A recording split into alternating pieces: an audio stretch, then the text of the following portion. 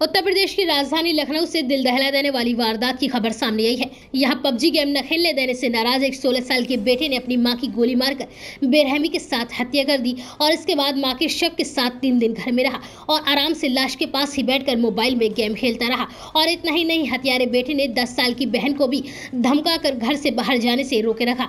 शव सड़ने से बदबू फैली तो सेना में अधिकारी पिता को खुद फोन करके बताया कि उसने मां की हत्या कर दी है। पिता की जानकारी पर मंगलवार रात पुलिस ने शव को घर से बाहर निकाला। दरअसल मूल रूप से वाराणसी के रहने वाले नवीन कुमार सिंह सेना में जूनियर कमिश्नर ऑफिसर हैं। उनकी पोस्टिंग इस समय पश्चिम बंगाल में है। लखनऊ के पीजीआई इलाके में यमुनापुरम कॉलोनी में उनका मकान है। यहाँ उनकी पत्नी साधना अपने 16 साल के बेटे और 10 साल की बेटी के साथ रहती थी। बेटे ने मंगलवार रात अपने पिता नवीन को वीडियो कॉल करके बताया कि उसने मां की हत्या कर दी है। उसने पिता को वीडियो कॉलिंग पर ही शव को भी दिखाया। नवीन ने एक रिश्तेदार को फोन करके तत्काल अपने घर भेजा। पुलिस पहुंची तो घर के अंदर के हालात देखकर दंग रह गई। इस वारदात पर एडीसीपी काशिम आब्दी ने बताया कि नाबालिग बेटा मोबाइल पर गेम खेलने का आदी था, लेकिन मां साधना उसे गेम खेलने से अक्सर रोका करती थी। शनिवार रात भी उन्होंने बेटे को गेम खेलने से मना किया था। बेटा इससे नाराज हो गया। रात करीब 2 बजे जब साधना गहरी नींद में सो रही थी, तभी उसने अलमारी से अपने पिता की पिस्टल निकाली और मां की हत्या कर दी। इसके बाद बहन को डरा धमका कर उसी कमरे में बंद कर दिया। पुलिस ने मंगलवार देर रात घर का गेट खोला तो घर के अंदर से असहनीय बदबू आ रही थी। पुलिस वाले नाक पर रुमाल रखकर किसी तरह भीतर दाखिल हुए तो बेड पर साधना की सड़ी हुई लाश पड़ी हुई थी। शव इतना सड़ चुका था कि चेहरा पहचान पाना मुश्किल था। उसी कमरे में सिसकियां लेती साधना की 10 साल की बेटी भी रो रही थी। पुलिस का दावा है कि बेटे ने बहन के सामने मां को गोलियां मारी थी। इससे वो इतनी दहशत में आ गई कि भाई के कहने पर मां की लाश के साथ ही सोती रही। पुलिस को साधना के शव के पास ही नवीन की लाइसेंसी पिस्टल भी मिली।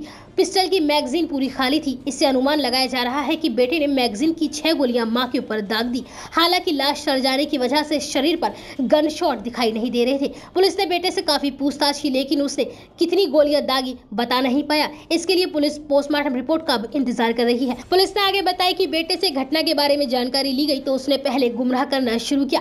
उसने बताया कि एक बिजली मिस्त्री घर आया था और उसी ने ही मां की हत्या कर दी है, लेकिन कड़ी पूछताछ के बाद पूरी कहानी सामने आ गई। बेटे ने हत्या की बात स्वीकार कर ली। दूसरी ओर पुलिस का यह भी कहना है कि साधना किसी बात से नाराज होकर बेटे को लगातार प्रताड़ित कर रही थी। अक्टूबर में बेटे का जन्मदिन था। बर्थडे की उसी रात बेटे ने मां की कोई ऐसी शिकायत पापा से की जिसे लेकर दोनों में विवाद हुआ। इसके बाद से साधना लगातार बेटे को प्रताड़ित कर रही थी। घटना से 2 दिन पहले भी 10,000 रुपए चुराने का आरोप लगाकर बेटे की मां ने बेतहाशा पिटाई की थी। तभी उसने मां की हत्या करने की सोच ली थी। पुलिस का कहना है कि बेटे को मां की किसी आदत से बेहद नफरत थी।